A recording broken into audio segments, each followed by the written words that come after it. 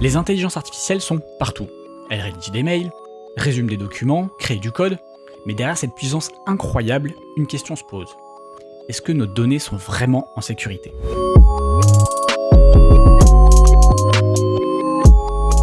Moi c'est Gabin, intégrateur d'intelligence artificielle en entreprise, et dans cette vidéo, on va voir ensemble pourquoi certaines IA peuvent représenter un risque pour votre confidentialité et pourquoi d'autres, plus sécurisées, pourraient être l'avenir.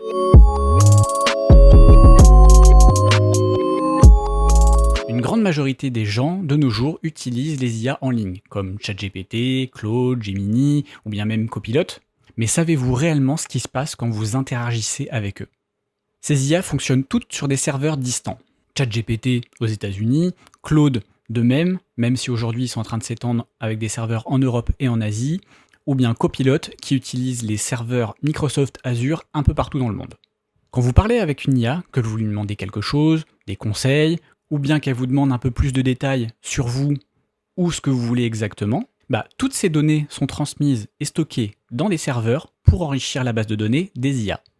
Concrètement, si vous demandez de l'aide à une IA pour un développement d'une application ou bien un correctif de bug sur une faille de cybersécurité, ces informations pourraient être réutilisées derrière par d'autres IA.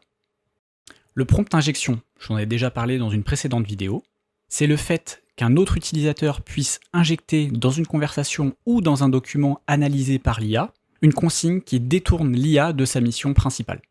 Donc imaginez ça avec des chatbots bancaires mal configurés, vous envoyez un document PDF type un justificatif de domicile avec un prompt caché à l'intérieur demandant le mot de passe de toute sa base de données, et hop, vous récupérez tous les mots de passe de tout le monde.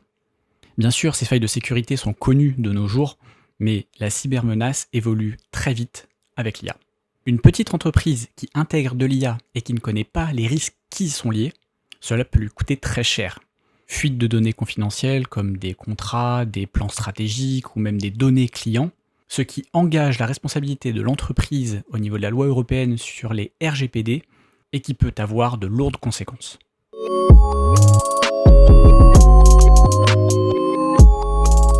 Face à ces risques, une alternative existe, les IA locales, comme Llama ou Falcon pour les plus connus, mais il en existe beaucoup d'autres. Le principe est simple, vous faites tourner les modèles IA directement sur vos serveurs ou vos ordinateurs. C'est vous qui devenez le maître de votre IA. C'est vous qui gérez vos flux de données, pas d'envoi vers l'extérieur ou bien vous pouvez les maîtriser. Par exemple, vous avez un agent IA qui vous aide à la rédaction d'un contrat ou d'un document pour un client. Vous pouvez lui donner uniquement accès à votre boîte mail pour qu'il puisse envoyer des mails automatiquement. Il aura accès vers l'extérieur, mais uniquement depuis votre boîte mail pour envoyer des mails. Pas de recherche d'internet, pas de base de données sur le cloud, etc. Alors oui, tout de suite quand on parle de base de données, de modèles d'IA en local, ça demande un bon investissement niveau hardware. Cela vous permettra d'avoir assez de puissance de calcul pour faire tourner correctement vos IA. On voit en ce moment beaucoup de produits comme des serveurs, des super ordinateurs qui font tourner de l'IA, comme par exemple Nvidia qui a sorti sa gamme Jetson avec le Jetson Nano qui permet de faire tourner des IA embarquées directement comme dans des drones, des caméras, des robots. Ou bien même sa nouvelle gamme DGX de serveurs dédiés aux IA en local. Donc grâce à ça, il est possible d'optimiser son propre agent IA en local avec ses propres règles sans être ouvert au risque de cyberattaque, comme vol de données, reprogrammation de l'IA, et j'en passe. C'est vous qui réglez votre IA à façon suivant votre besoin. Exemple, un assistant administratif, ou bien une IA de contrôle qualité de pièces bonnes ou de mauvaises, ou bien même un chatbot.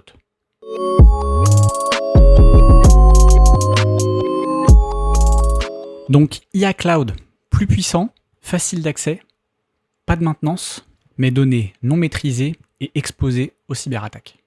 IA locale, plus sécurisée, adaptée à notre besoin, maîtrise et confidentialité des données, mais demande des ressources matérielles nécessaires et du support technique.